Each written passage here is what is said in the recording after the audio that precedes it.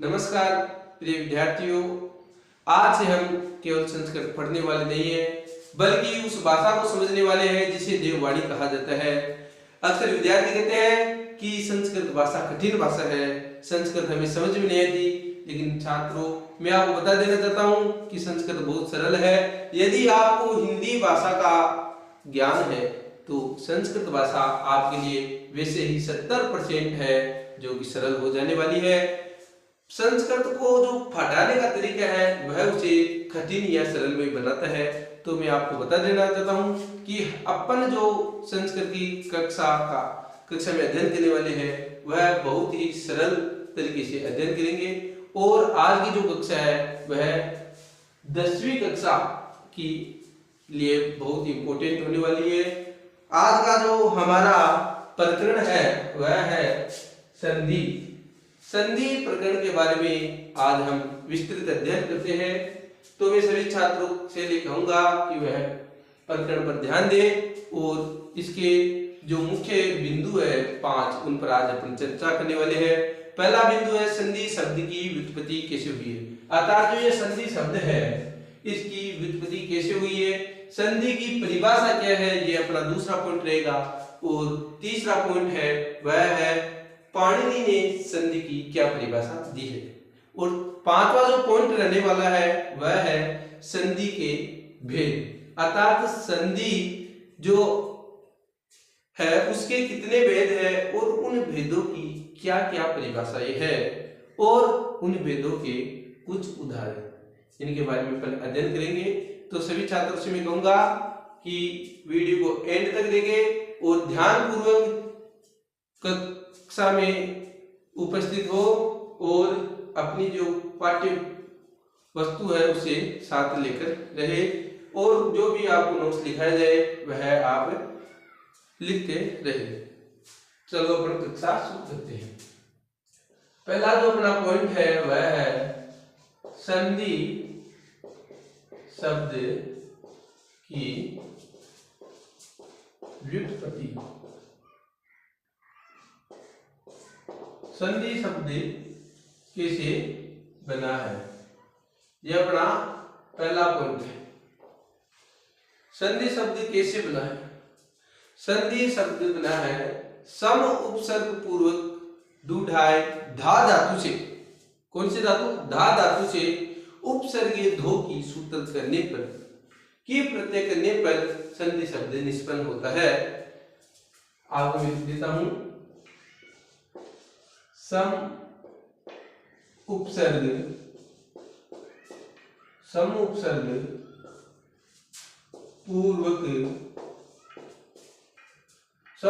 पूर्वक दूढ़ाय धा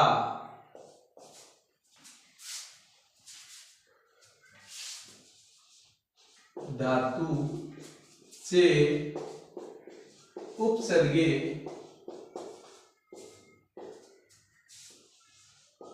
धो की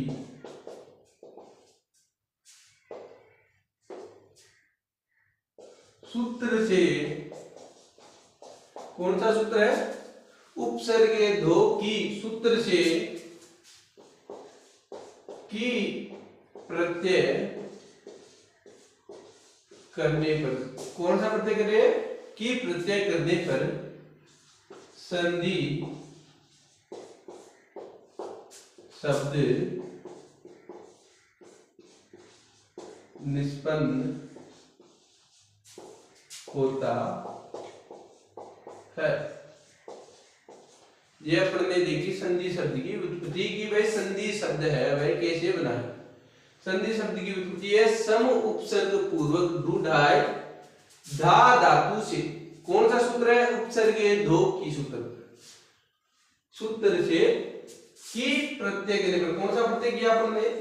की प्रत्यय किया। की प्रत्यय करने पर संधि शब्द निष्पन्न होता है।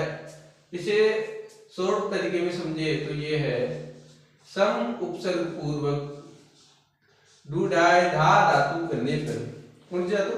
धा धातु करने पर धा धातु के साथ कौन सा प्रत्यय लगाया आपने? की प्रत्यय, कौन सा प्रत्यय लगाया, की प्रत्यय करने पर क्या बना,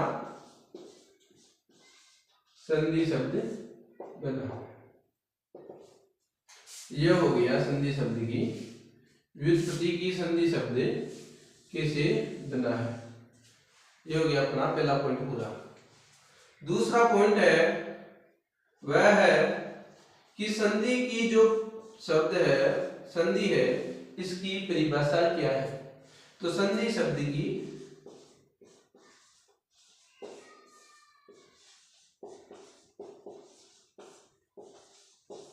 परिभाषा, यह संधि की परिभाषा लिखते हैं अपने, इसको शब्द हटा देते हैं। संधि की परिभाषा ये सही रहेगा। संधि की परिभाषा है, चलो लिख देते हैं शब्द। संधि की परिभाषा क्या है, तो संधि की परिभाषा है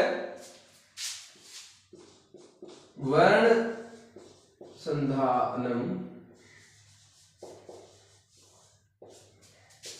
संधि।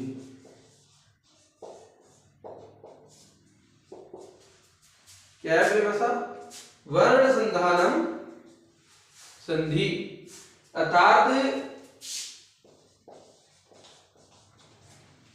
दो वर्णों के परस्पर मेल को संधि कहते हैं।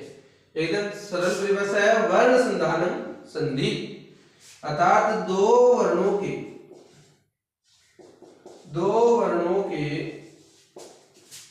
परस्पर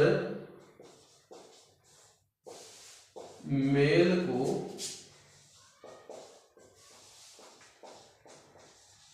संधि कहते हैं। दो वर्णों का जहां पर मेल होगा वो क्या बनेगा, संधि बनेगा। जैसे उदाहरण है विद्या धन आलय, तो यहां पर आप देख सकते हैं प्रथम शब्द का अंतिम वर्ण क्या है, धा, इसमें मिला हुआ है आ। द्वितीय शब्द का प्रथम वर्ण है वह आ। अब इन दोनों के जो मिलान होगा, इन दोनों की मिलन से क्या बनता है, आ। क्या बनता है, आ। तो अपना जो शब्द निष्पन्न हुआ वो क्या बना, विद्यालय। इस प्रकार से यह शब्द बना। तो संधि की व्युत्पत्ति देखी, संधि शब्द की परिभाषा देखी, वर्ण संधानम संधि, अर्थात दो वर्णों के परस्पर मेल को संधि कहते हैं। इसका उदाहरण देखा, संधि शब्द का उदाहरण देखा अपने कि किस प्रकार से संधि बन रही है, विद्याधन आलय अर्थात विद्यालय। यहाँ पर प्रथम शब्द का अंतिम जो वर्ण है वो आकार है, द्वितीय शब्द का प्रथम वर्ण है वह आकार है। आ प्लस आ बराबर हुआ आ, तो यहाँ पर कौन सी संधि हुई, दीर्घ स्वर संधि हुई। इस कारण यहाँ पर शब्द अपना निष्पन्न हुआ विद्यालय।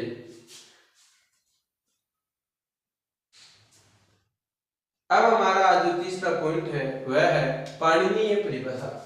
जो पाणिनीय ऋषि हुए हैं, पाणिनि ने संधि की क्या परिभाषा दी है, पाणिनीय परिभाषा।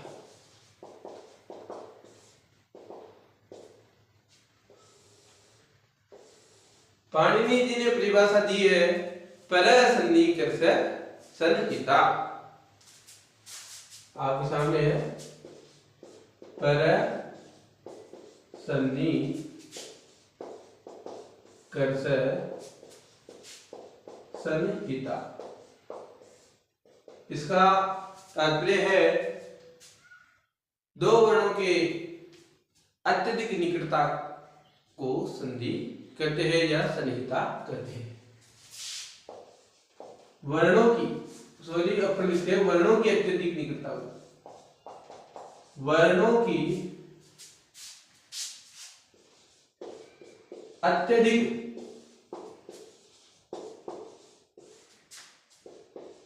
निकटता को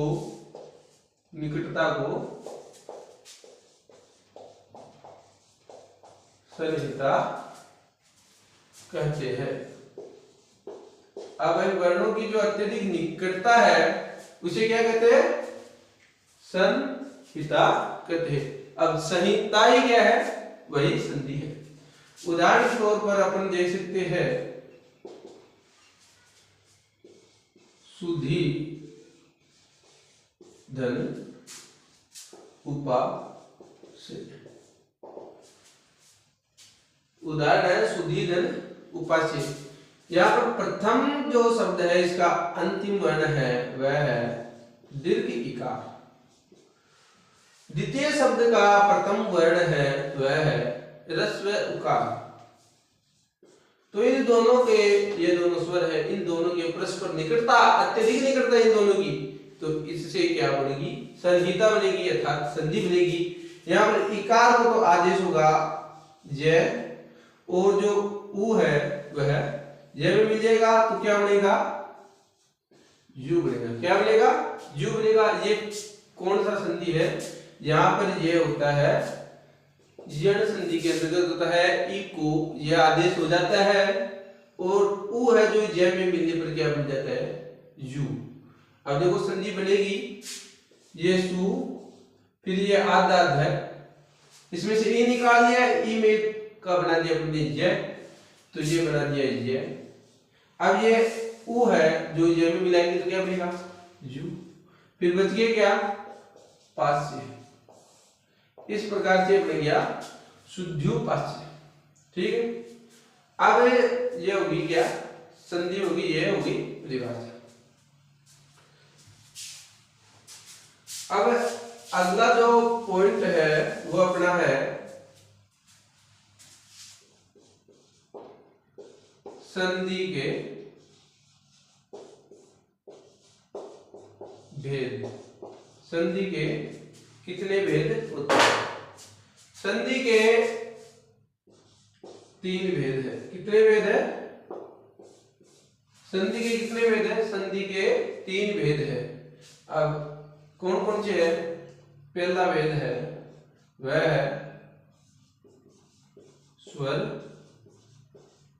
संधि।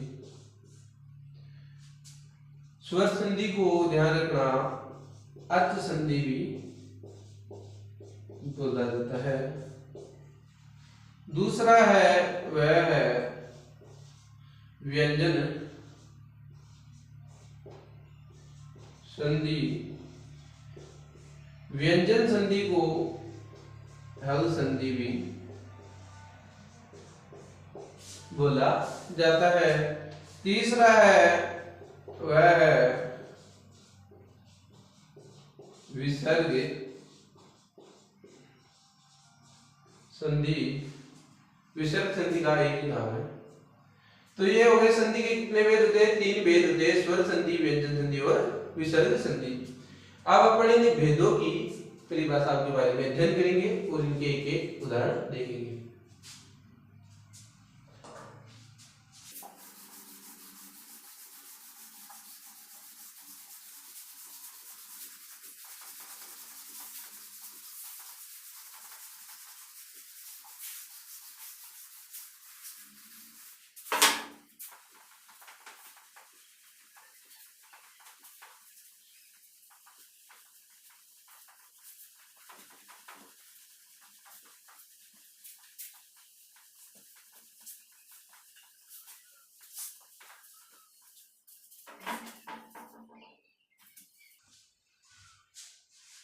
अब अपना अगला पॉइंट है संधि के भेदों की परिभाषा, जिसमें पहली परिभाषा अपन देखेंगे स्वर संधि।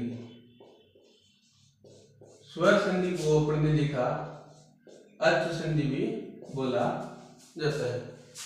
इसकी परिभाषा है जिसमें परस्पर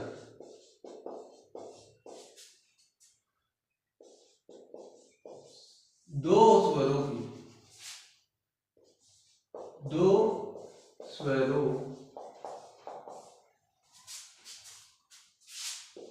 का मेल हो वह स्वर संधि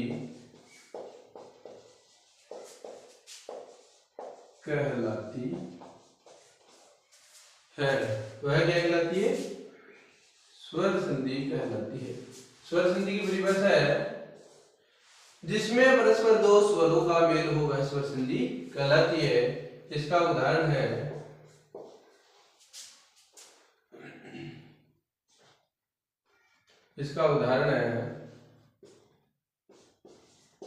विद्या धन आलय। यहां पर आप देखोगे प्रथम शब्द का अंतिम जो वर्ण है वहां पर क्या है? आ है। द्वितीय शब्द का प्रथम वर्ण क्या है? आ है।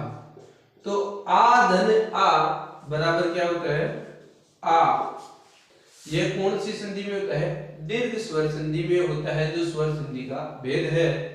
जब अपन आगे भेदों के बारे में अध्ययन करेंगे स्वर संधि के, तो उसमें अपन पूरा विस्तृत अध्ययन करेंगे तब सीखेंगे। यहाँ पर दो स्वरों का आपस में मिलन हुआ है, तो ये क्यों कौन सी संधि होगी? स्वर संधि होगी। और क्या बना? विद्यालय। क्या बन गया? विद्यालय बन गया। दूसरा है वह अपने पास है व्यंजन संधि। व्यंजन संधि को अपन ने देखा, इसे हल संधि के नाम से भी जाना जाता है। व्यंजन संधि की परिभाषा हो जाएगी जिसमें परस्पर प्रथम शब्द के अंतिम वर्ण व्यंजन हो और द्वितीय शब्द का प्रथम वर्ण स्वर हो, अथवा प्रथम शब्द का अंतिम वर्ण व्यंजन हो और द्वितीय शब्द का प्रथम वर्ण व्यंजन हो। दोनों व्यंजन हो अथवा एक व्यंजन और एक स्वर हो, तो कौन सी संधि होती है? व्यंजन संधि होती है। मैं आपको लिख देता हूं परिभाषा पूरी, जिसमें प्रथम शब्द का अंतिम वर्ण, प्रथम शब्द का अंतिम वर्ण व्यंजन हो और द्वितीय शब्द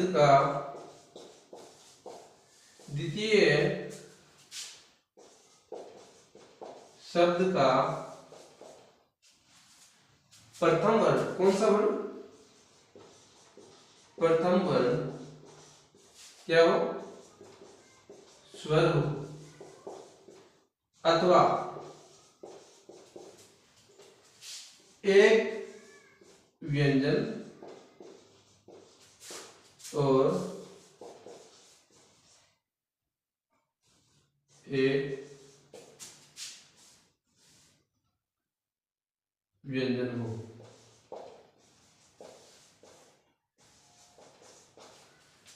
तो व्यंजन संधि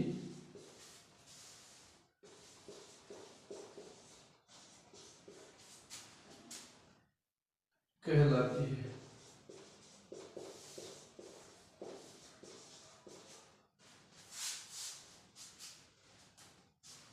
व्यंजन का मेल हो,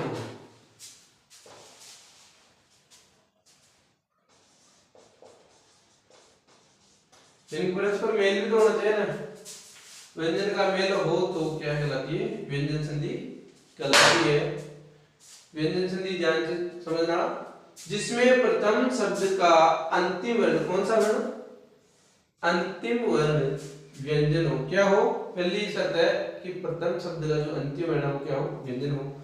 और द्वितीय शब्द का प्रथम वर्ण क्या हो? स्वर हो। दूसरी जो शर्त है वह स्वर हो। यानी कि एक स्थिति तो बता रहा है कि भाई व्यंजन प्लस स्वर हो, तो कौन सी संधि? व्यंजन संधि। और अथवा बता रहा है कि एक व्यंजन और एक व्यंजन हो, यानी कि व्यंजन प्लस में भी व्यंजन।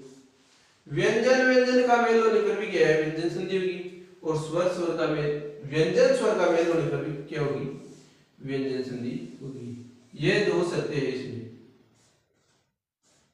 ये ध्यान रखना। व्यंजन संधि, स्वर संधि में तो एक ही शर्त थी कि भाई पहला शब्द भी स्वर और दूसरा शब्द भी स्वर, तब क्या होता है स्वर संधि। व्यंजन संधि में पहला शब्द, पहला व्यंजन दूसरा स्वर, पहला व्यंजन दूसरा भी व्यंजन, तो क्या होगी, व्यंजन संधि होगी। अब इसके उदाहरण देख लेते हैं। इसका उदाहरण हो जाएगा, एक उदाहरण तो है सतधन चरित्र। अब जो यहाँ पर आप देखोगे सतधन चरित्र है, यहाँ पर जो प्रथम शब्द का अंतिम वर्ण है वह क्या है, तकार है। द्वितीय शब्द का प्रथम वर्ण क्या है, चकार है। त भी व्यंजन है और च भी व्यंजन है। तो अपन ने देखा कि व्यंजन व्यंजन के मेल होने पर भी व्यंजन संधि होती है। तो ये क्या है, व्यंजन संधि का उदाहरण है। यहाँ पर व्यंजन व्यंजन का मेल हो रहा है और रूप बन रहा है सच्चरित्र। अब ये सच्चरित्र कैसे बना, जब अपन व्यंजन संधि का अध्ययन करेंगे तो उसमें अपन सतुत्व संधि के अंतर्गत अध्ययन करेंगे, तब अपन देखेंगे कि तकार के सामने चकार आने पर तकार को चकार आदेश हो जाता है। यानी कि त के सामने च आने पर त को आदेश होता है कौन सा, च आदेश हो जाता है। और ये च और च मिलकर दो च हो जाते हैं। इस प्रकार से बना है सच्चरित्र। जब अपन व्यंजन संधि के भेदों के बारे में अध्ययन करेंगे तब ये उदाहरण अपने सामने आएगा। अब इसका दूसरा जो उदाहरण है व्यंजन संधि का वह है, ये तो पहला उदाहरण, अपन दूसरा उदाहरण देखिए वो हो जाएगा जगत धन ईश। आप यहाँ पर देखोगे जगत धन ईश है। अब यहाँ पर प्रथम शब्द का अंतिम वर्ण है वह तकार, और द्वितीय शब्द का जो प्रथम वर्ण है वह क्या है, इकार, दीर्घ इकार। तो यहाँ पर व्यंजन और स्वर का मेल हो रहा है। आपने देखा कि व्यंजन और स्वर का मेल होने पर भी क्या होता है, व्यंजन संधि होता है। तो यहाँ पर हो जाएगा, देखो तकार को क्या होगा, द आदेश होगा और ये ईश में मिलेगा तो ये क्या मिलेगा, द में ई मिलने पर क्या बनता है, दी।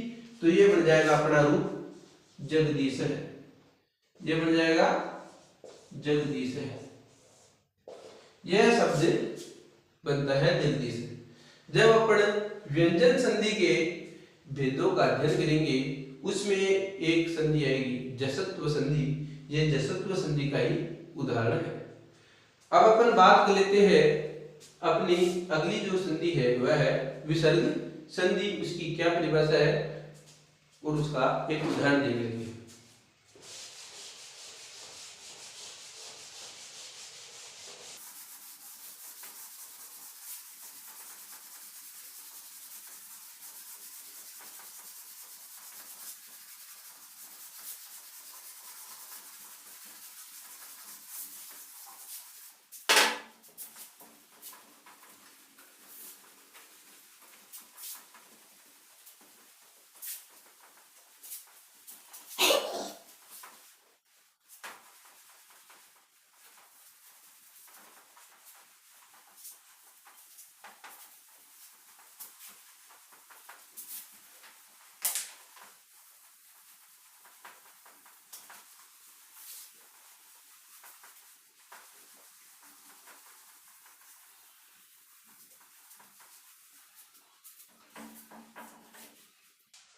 अगला जो बड़ा बिंदु है वह है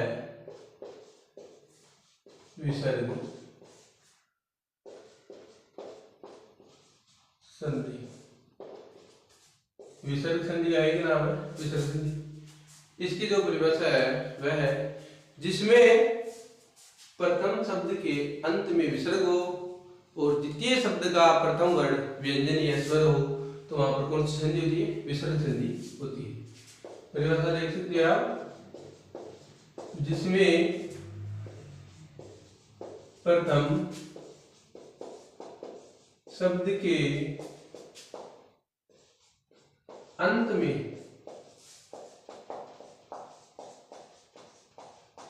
विसर्ग हो तथा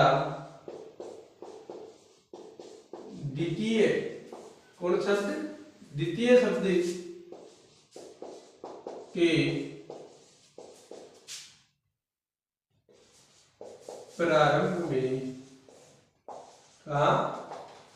प्रारंभ में स्वर अथवा व्यंजन होने पर विसर्ग संधि बनती है या होती है। परिभाषा है विसर्ग संधि की, जिसमें प्रथम शब्द के अंत में, कहां पर अंत में विसर्ग हो तथा द्वितीय शब्द के प्रारंभ में, कहां पर प्रारंभ में स्वर हो अथवा व्यंजन हो। इन दोनों के होने पर, इन दोनों में से एक के होने पर विसर्ग संधि बनती है। वहां पर कौन सी संधि होती है? विसर्ग संधि होती है। इसकी स्थिति है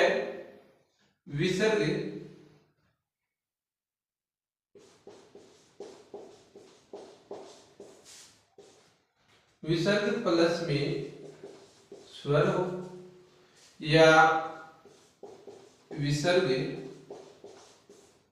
प्लस में व्यंजन हो। तो इन दोनों स्थितियों में कौन सी संधि होती है? विसर्ग संधि होती है। ये दो स्थिति है विसर्ग संधि की। अब इसका उदाहरण देख लेते हैं। एक उदाहरण तो है मन धन रथ है,